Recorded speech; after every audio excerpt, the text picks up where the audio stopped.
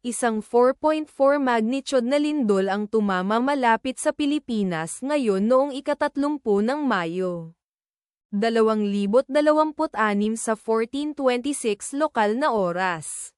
O noong ika-30 ng Mayo. 2026 sa 5:48 Coordinated Universal Time. Tulad ng iniulat ng EMSC sa website nito. Ang lindol ay matatagpuan sa mababaw na lalim na 13.0 na kilometro sa ibaba ng ibabaw. Sa mga coordinate latitude 5.8 at longitude 126.67.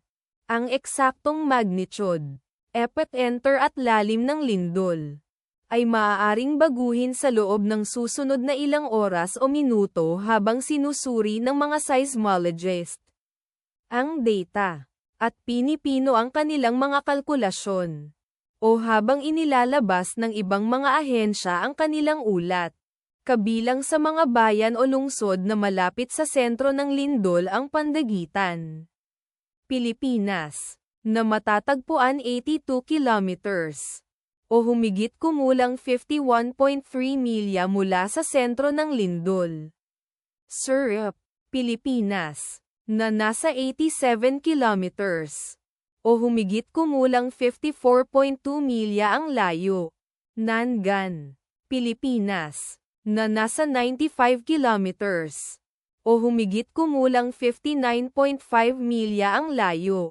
Tiblawan, Pilipinas, na matatagpuan 97 kilometers, o humigit kumulang 60.5 milya.